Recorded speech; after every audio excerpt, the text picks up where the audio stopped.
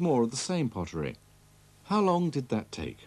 Mazar is sure the original room must date back to the 10th century, the time of Solomon.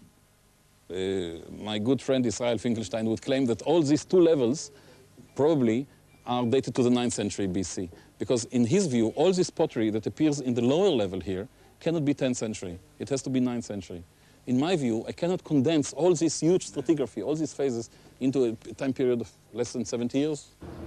If Amahai Mazar is right, the pottery from the Great Palace at Megiddo and the palace itself can be associated with Solomon.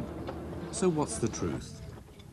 Maybe what matters is that even Mazar talks about Solomon as a much less powerful ruler than the Bible describes. The important point here is what is a reflection of this excavation, as well as other sites, on our general assessment of this monarchy.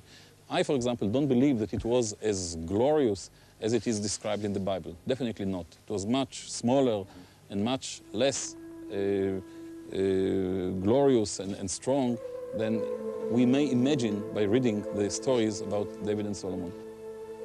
But how much smaller?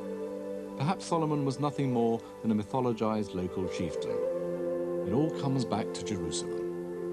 Is it possible that sites with monumental architecture were ruled from a city, from a town, Jerusalem, where there's almost no evidence for the 10th century? There's almost no evidence for Solomon. So Jerusalem was probably a very poor village or a very small town at the town, and here we have this monumental architecture.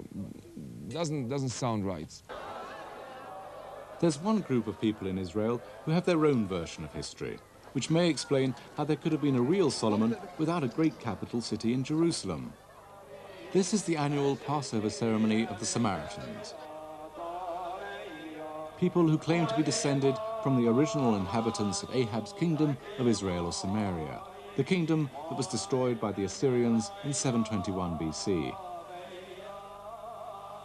If you're looking for the lost tribes of Israel, this is the place to look. Here on Mount Gerizim.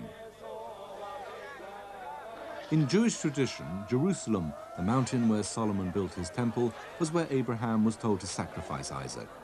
And that's where the great Passover sacrifices were held. But the Samaritans make the sacrifice here and believe that Jerusalem was not particularly important until long after Solomon.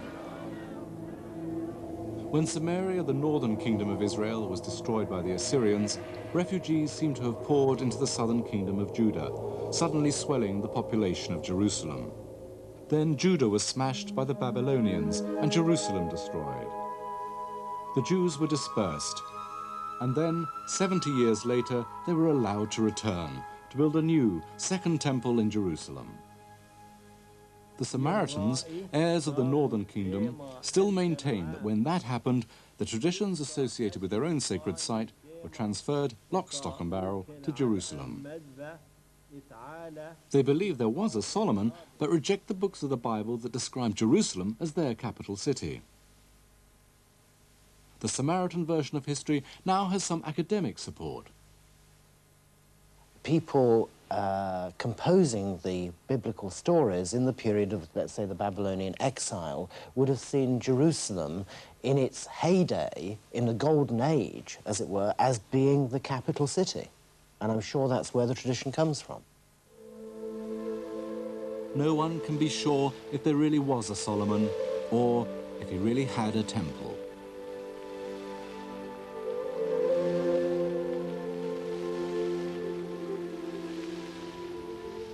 This is the Shrine of the Book, built to celebrate the Dead Sea Scrolls. Until they were found, the earliest version of the Old Testament was 1,000 years old. These are 1,000 years older than that. But stories such as Solomon and his temple belong yet another 1,000 years back. Were they written by eyewitnesses, journalists, historians? Or were they rewritten or made up centuries later by people trying to teach whatever version of history they wanted to be believed? Next week, I hope to get closer to an answer.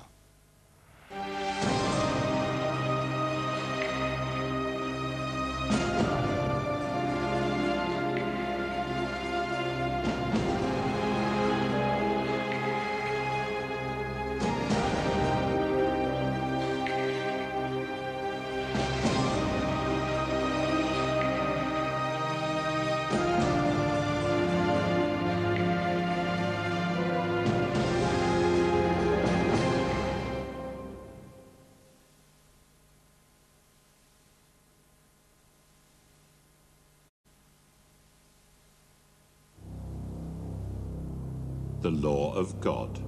Look at it. It's a pack of lies from the lying pen of scribes. Jeremiah chapter 8, verse 8.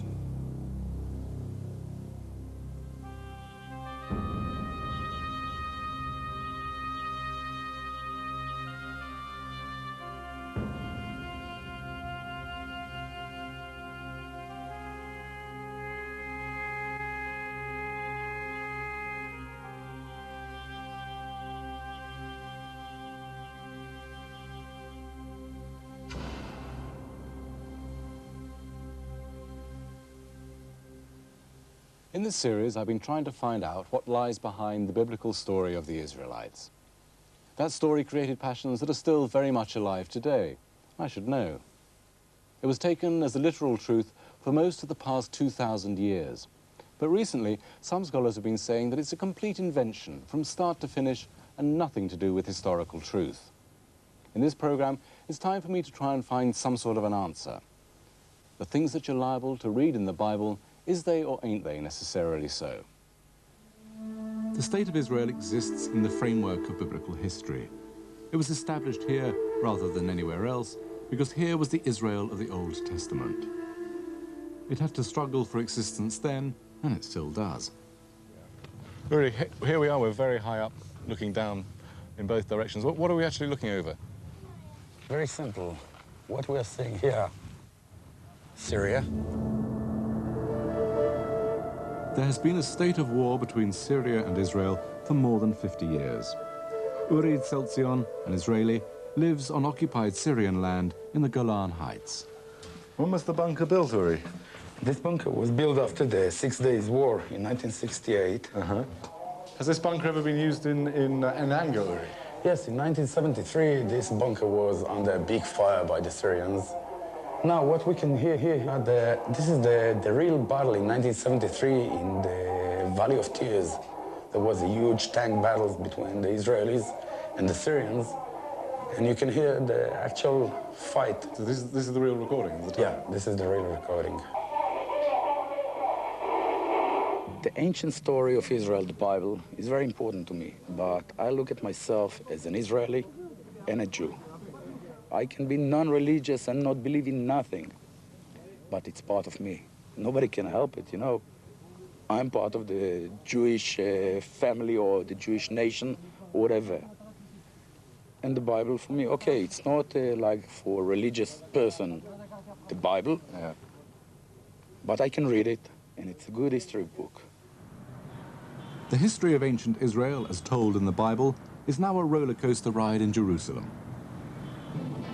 Thrills, spills, and the wrath of God. The Bible says the Israelites were freed by God from slavery in Egypt and dedicated to his worship, conquered Canaan. Ever since then, the flame of faith burns here, and King David built his capital right here. That ancient flame, the flame of faith, burned on in the temple built by Solomon on this very hill. The story I have been discovering is very different from the one in the Old Testament. Canaan was an Egyptian province. The British Museum's display concerning Canaan is full of Egyptian objects found there. Around 1200 BC, Pharaoh Ramesses III had to defend Egypt from waves of invaders from the sea. Whole populations were on the move, including the Philistines. Egyptian control fell apart as Philistines settled in Canaan. In this period of chaos, people, apparently Canaanites, settled with their animals in previously empty land up in the hills.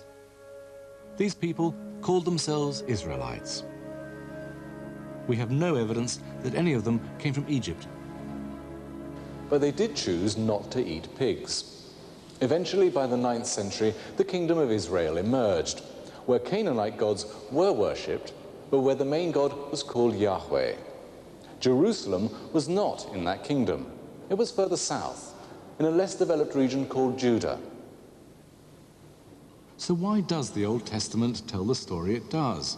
Why and when was it written? The oldest traces of the text are in the shrine of the book in Jerusalem.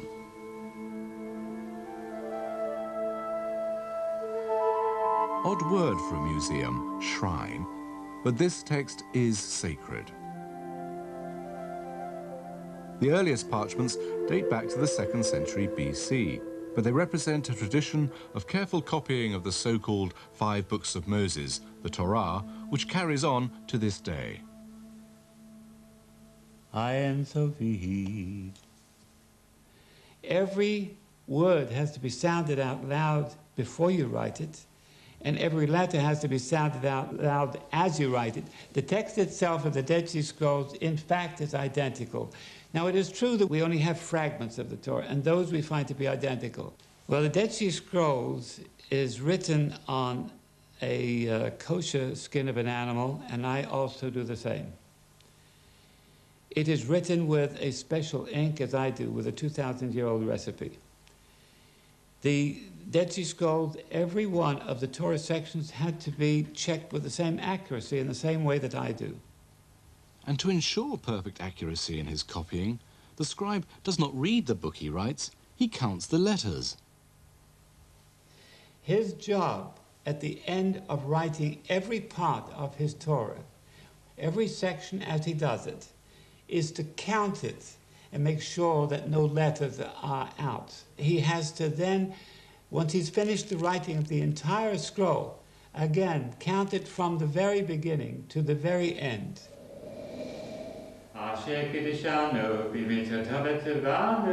To write the name of God, the scribe must purify himself in a ritual bath. Such baths were also used by the scribes who wrote the Dead Sea Scrolls. But how far back does the copyist tradition go? To the time the books of the Bible describe, or just as far as the Dead Sea Scrolls themselves? The Bible old and true, or not so old and false? It does contain some accurate detail of life as it was many centuries before the scrolls were copied out. My translation of the Bible says, Now there was no smith found throughout all the land of Israel. All the Israelites went down to the Philistines to sharpen every man his plowshare and his axe. And they had a file.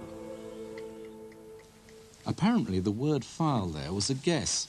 The Hebrew actually says a charge of 1 pim, but the meaning was forgotten more than 2,000 years ago. It was not until archaeologists actually found these little dome-shaped weights made of stone, turned it up on the bottom part, and there was written Pim. So, you see, it was in just a moment the whole thing became much clearer, and we knew that they were talking about weighing out so much money, so much silver to pay for sharpening the tools. But the oldest historical event in the Old Testament that we can connect with known evidence is recorded on this monument from about 840 BC. This celebrates the victory of a Moabite king over the king of Israel. The Bible says the Moabites lost. This looks like history as we know and love it, biased accounts of real events. From then on, the history in the Bible is echoed in documents from a new empire, Assyria. Assyria made art of savagery, prisoners being flayed alive, vultures carrying human entrails, piles of human heads. Neither Israel nor Judah had seen anything like this before. This was an empire on a completely different and unimaginable scale, with very different policies. When you're dealing with the Egyptian empire before, you're dealing with paying off in terms of tribute, taxation, this sort of thing. The Assyrians were completely different. They came into this area, if you opposed them in the slightest, they came down on you like a ton of bricks.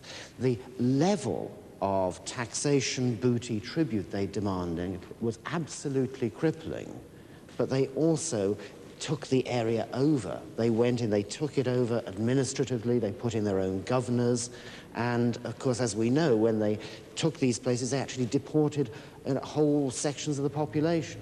And this is what happened to Israel then? This is exactly what happened to Israel.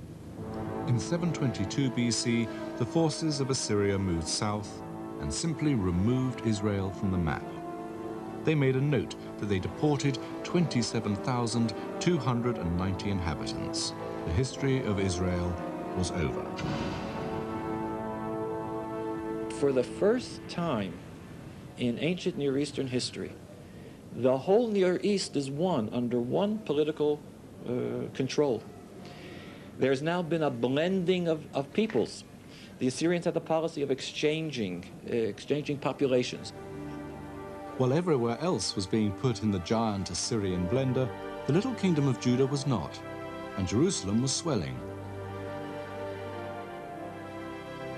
Refugees came to Jerusalem. I mean, some historians suggested that refugees from the northern sister kingdom of Israel came to Judah after those people were conquered by the Assyrians under Sargon II. And part of the people there were exiled to Assyria, and part fled and even were invited by King Hezekiah, as is written in the Bible. After 722 BC, all the states of the Near East had been crushed. But Judah decided not to submit. Like Britain in 1940, the country stood alone. Judah's frontier fortresses faced an enemy so powerful that even Egypt was doomed. What would have been the risk in the revolt? It seems like a crazy venture. Absolute foolhardiness, to be honest. I mean, they must have been complete idiots, because they must have seen and understood what had happened before and what was very likely to happen to them. I really don't understand myself why they opposed the Assyrians in the way that they did. Perhaps, like the British in 1940, they believed this was a war between good and evil, and they had no choice.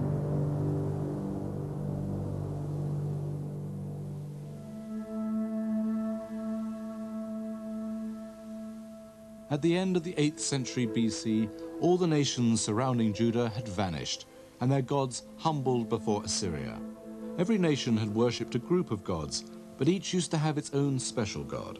When you conquer an area, you claim that our national god has put down your god, and your god gets kicked down to a lower level of the pantheon. Now they were all cast down, subjugated to Ashur, the god of Assyria. Not only Judah stood alone, so did its leading god, Yahweh. Drawing his wagons into a circle, King Hezekiah shut down every place of worship outside Jerusalem.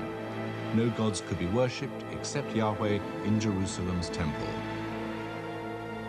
The attack came in 701 BC. This is Lachish, a key Judean stronghold about 25 miles southwest of the capital, Jerusalem. It was probably the second most important center in the kingdom.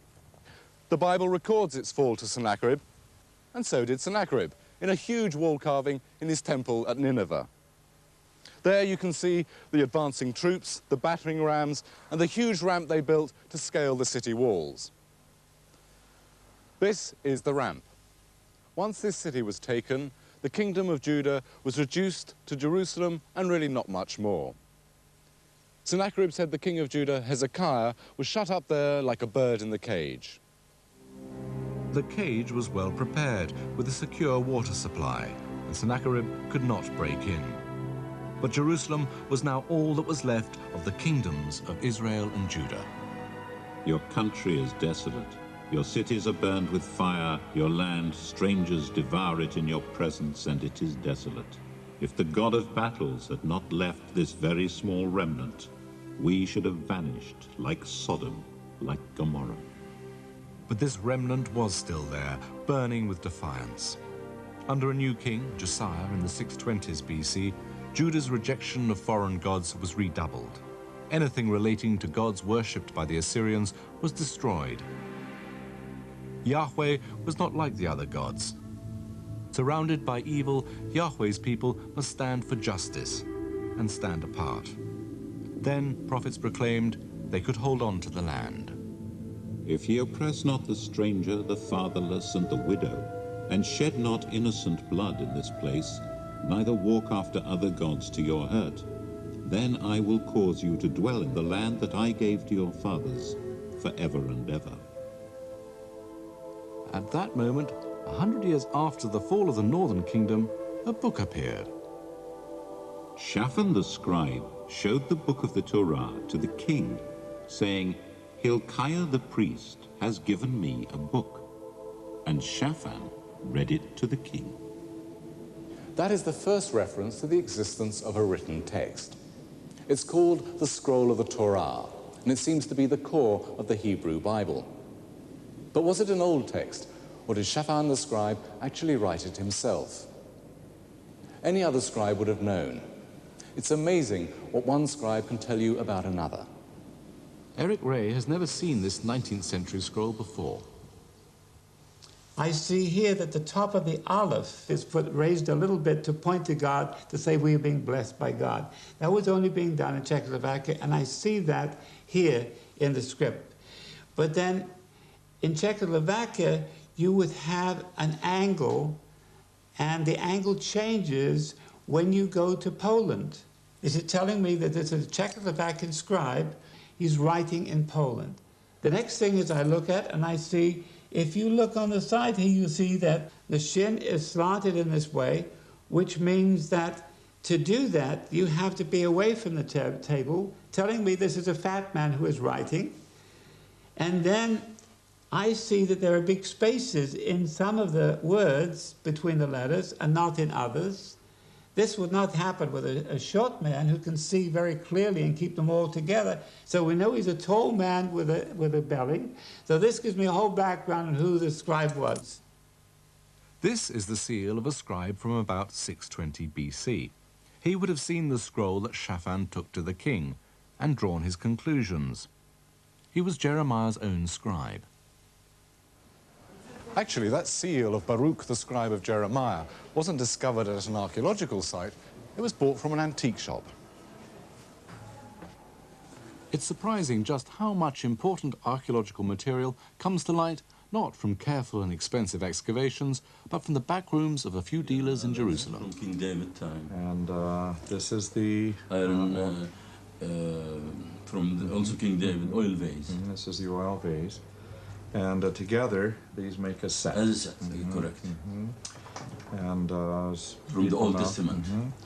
All right, so this is the one I'd like today. Most people who find important antiquities, who are peasants or villages, don't really know that the proper channels to go to a museum. So they bring it to us. Dealers play a big role in supplying archaeologists with data on ancient civilizations. But sometimes the ancients speak for themselves. Jeremiah, and presumably his scribe Baruch, have left their own comment on Shaphan's scroll. What makes you say that we have the Torah of Yahweh? It is lies from the lying pen of scribes.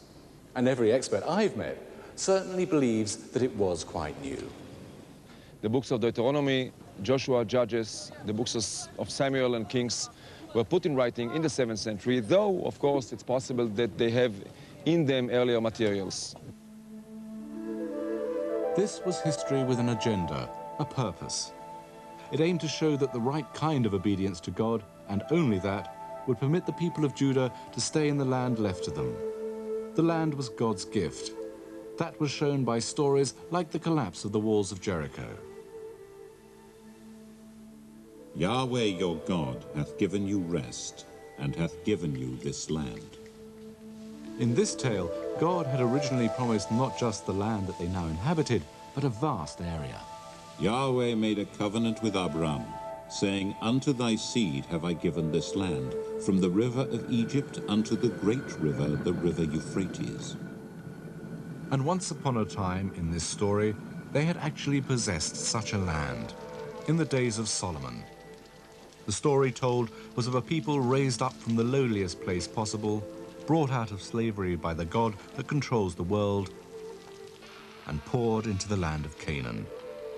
And as the prophets explained, if their loyalty to Yahweh failed, he would remove them. Then shall the anger of Yahweh be kindled against you, and ye shall perish quickly from off the good land which he hath given unto you. It's a lesson from the past indicating the importance of behaving properly vis-a-vis God if you wish to remain in the land. And so it goes into a much deeper thing about how you relate to God and the covenant and all of the responsibilities that comes with it. If you disobey, the land, it says in Leviticus, will vomit you out. It did. King Josiah of Judah had used the Torah as the constitution of his state. But a new and even greater power replaced Assyria. And in 587 BC, the Babylonian ruler Nebuchadnezzar destroyed Jerusalem and carried off thousands of people into exile. By the rivers of Babylon, there we sat down, yea, we wept when we remembered Zion. Put yourself in the position of the Jews. Perhaps you would feel that you defended the gods that Josiah had stamped on, Baal and Asherah. And then what happens? Babylon is conquered by Cyrus, the nearest thing in the ancient world to a knight in shining armor. And he tells the Jews, go back to Jerusalem, rebuild the temple, and carry on your religion. Well, you might just think that Josiah had been right all along. And once back in Jerusalem, the people of Judah, the Jews, completed the text of what we now call the Old Testament.